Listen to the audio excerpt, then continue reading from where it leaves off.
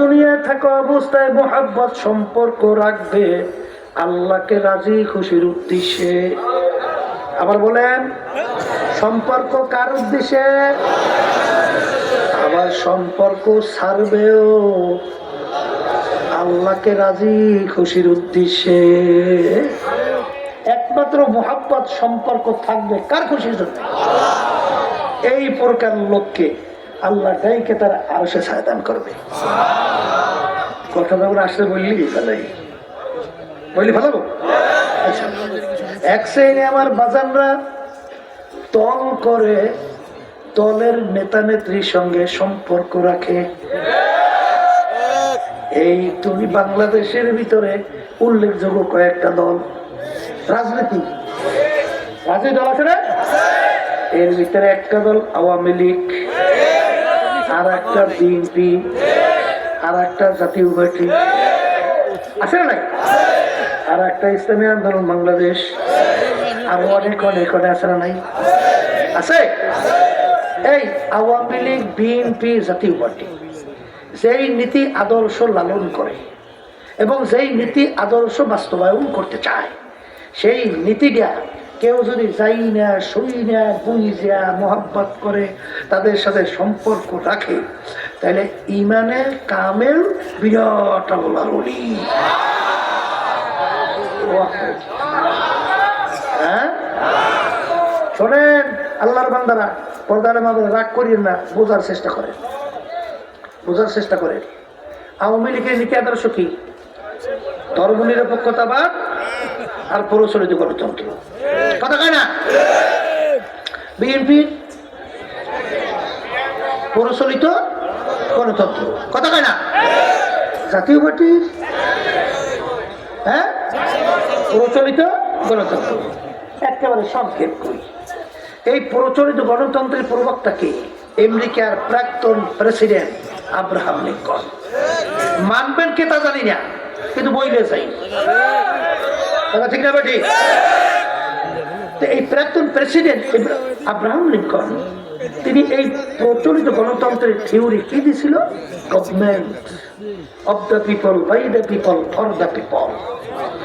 তিনি এক কথায় বুঝাতে চায় সমস্ত ক্ষমতার মালিক জনগণ। আমি আমার বাদাদাকে জিজ্ঞাসা করি, যদি এই কথা কেউ যাই না, সই না, বিশ্বাস করে সমস্ত ক্ষমতার মালিক জনগণ, এখন আপনি উত্তর দেন, আপনার ইমানের অবস্থা কোন জায়গায়?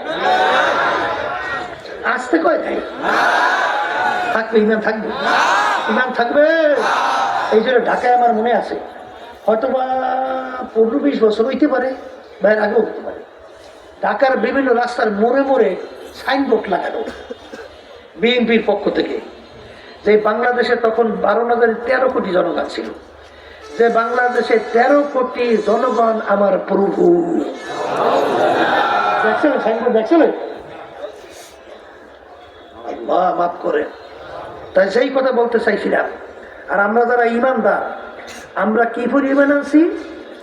খায়রিহি ওয়া শাররিহি মিনাল্লাহি তাআলা ওয়াল বা'সি বা'দাল মাউত। ভালো মন্দের মালিককে, রিজিক দেওয়ার মালিককে, আইন দেওয়ার মালিককে, ক্ষমতার মালিককে, কথা ঠিক না ঠিক? এখন এটা জানার পরে যেই আল্লাহর বান্দা বান্দিরা এই দলদের সঙ্গে সম্পর্ক রাখবে, মহব্বত করবে, ভালোবাসবে, তাহলে এই হাদিস অনুযায়ী তারাই তো প্রথম চলে আল্লাহর আরশের ছায়া পেয়ে। হ্যাঁ, হুব্বু ফিল্লাহ, বুগযু ফিল্লাহ। মোহাব্বত থাকবেও কাকে রাজি খুশির জন্যে, ছাড়বেও কার রাজি খুশির জন্যে। এই আল্লাহর বান্দারা, আল্লাহ রাব্বুল আলামিন কোরআন কারীমে বলেন, ওয়াজতানিবুত তাগুত, তোমরা তাগুত থেকে পরহেজ করো, তাগুত থেকে বাইচে থাকো, এই তাগুত থেকে ইমতিয়াজ করো। তাইলে তাগুত কাকে বলে? এই মানব রচিত কুফরি তন্ত্র মন্ত্র তাগুতের ভিতরে একটা বড় তাগুত, কথা ঠিক কিনা? এই আল্লাহর বান্দারা, এই যে কথা বলছি, আরো শুনে ছায়া চান না? তাহলে মোহাব্বত কার জন্যে, ছাড়বেন কার জন্যে? আমিনু কামা আমানান নাস আমার মালিক বলেন ঈমান আনো। সাহাবায়ে কেরাম যেভাবে ঈমান আনছিল, সাহাবায়ে কেরাম ইতিহাস পড়লে দেখবে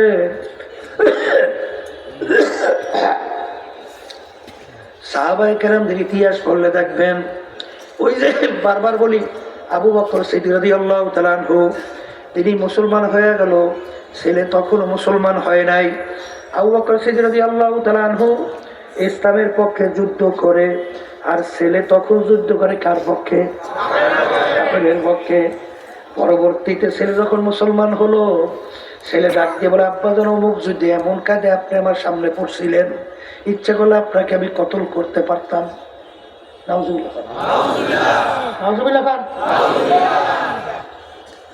এই যেহেতু আপনি আমার আব্বা, এই জন্য কতল করিনি।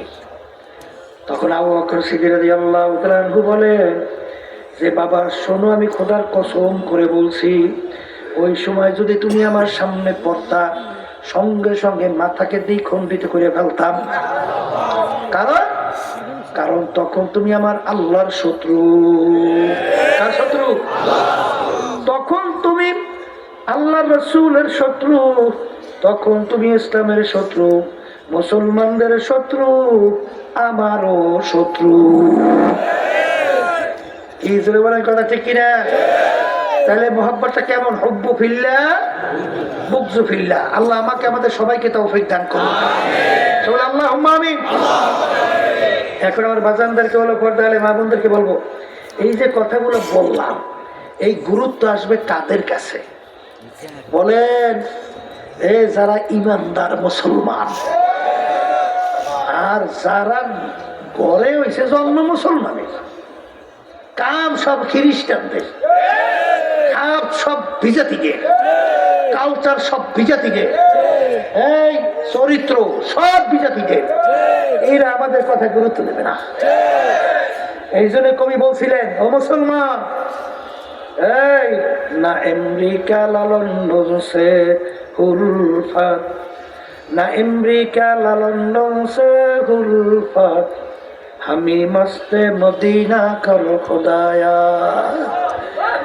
এ মুসলমান, তোমার আমার রাস্তা আমেরিকা লন্ডন বিজাতিদের রাস্তা না, তোমার আমার রাস্তা হলো আল্লাহর হাবিব মদিনা শরীফ শুয়ে আছেন, আল্লাহর হাবিবের রওজার দিকে তোমার আমার রাস্তা।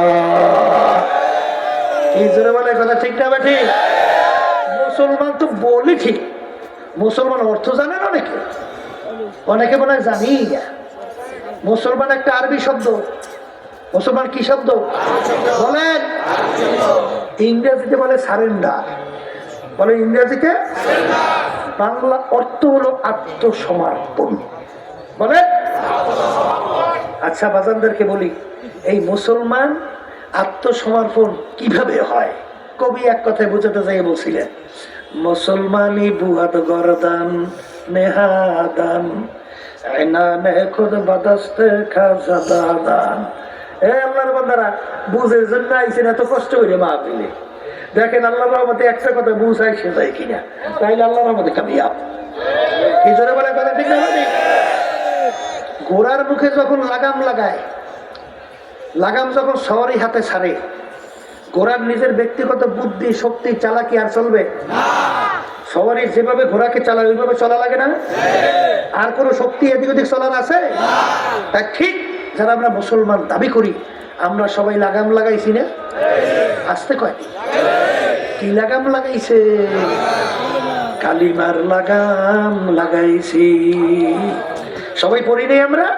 কি বলছিলাম? ইলাহা ইল্লাল্লাহু মুহাম্মাদুর রাসূলুল্লাহ।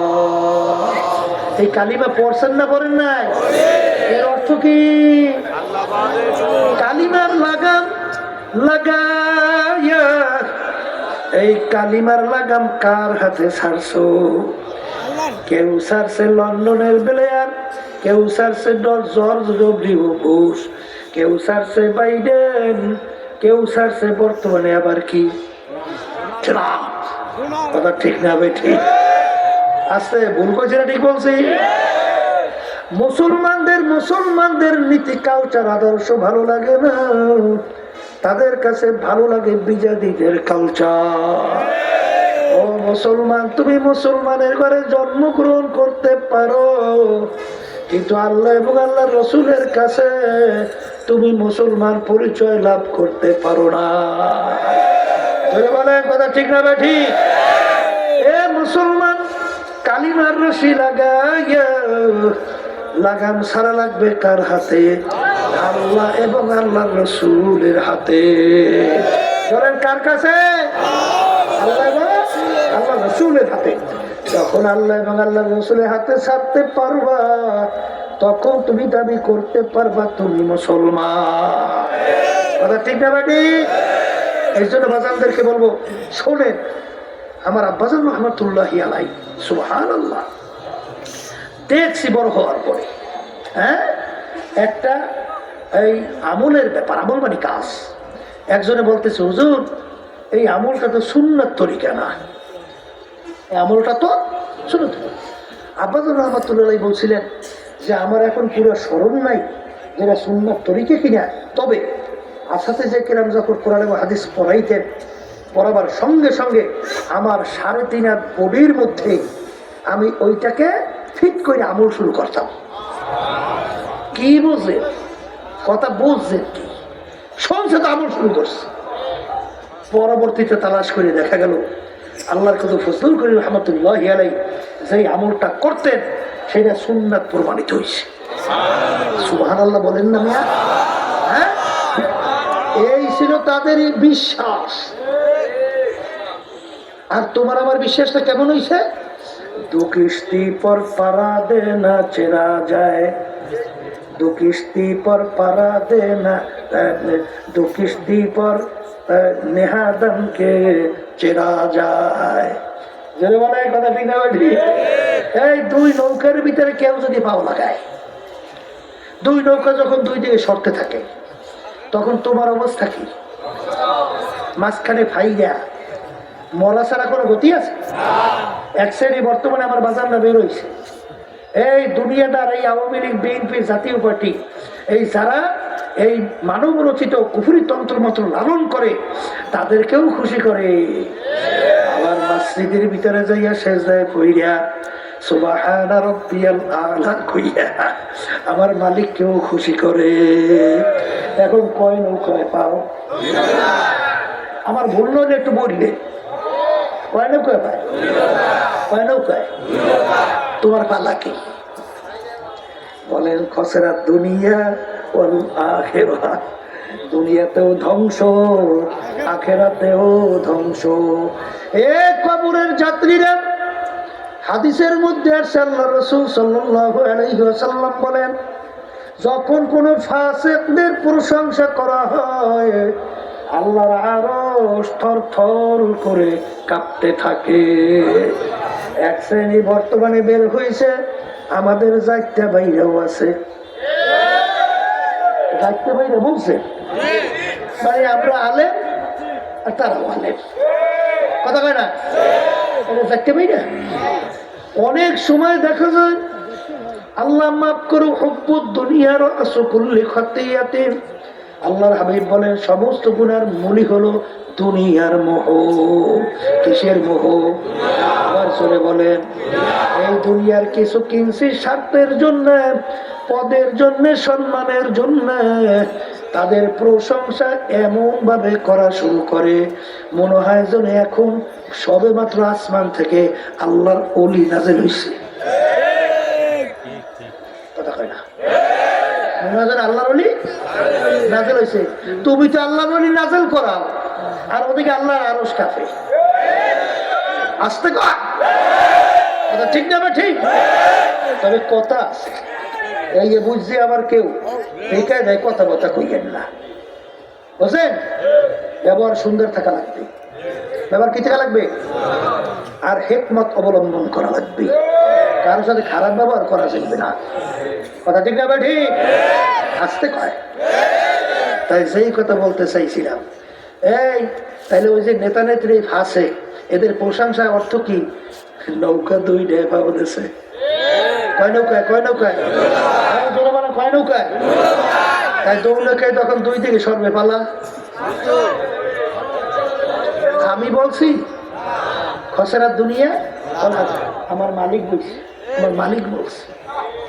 ওরে কপাল পোড়া, তুমি তো মনে করো যে আমি খুব সম্মানিত, আসলে তোরে সবচেয়ে ঘৃণী তো মনে করে ঘৃণী। আমার মনে আছে, এই শোনে, এই যে বাংলাদেশের মধ্যে বিভিন্ন নির্বাচনের সময় ওই যে আওয়ামী লীগ কন বিএনপি কন কইতে আছে চরমনে লইয়ে বড় বিপদে আছে, চরমনে লইয়ে বড় কোনো কায়দাই নরম করা যায় না।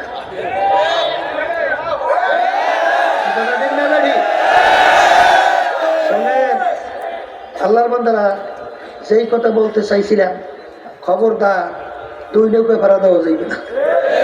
কারণ আল্লাহ রসুল সাল্লাল্লাহু আলাইহি ওয়াসাল্লাম, আমি শুনাইয়া যাই, আমার উপরে রাগ করিয়া আল্লাহ কাছে মাপ চাই।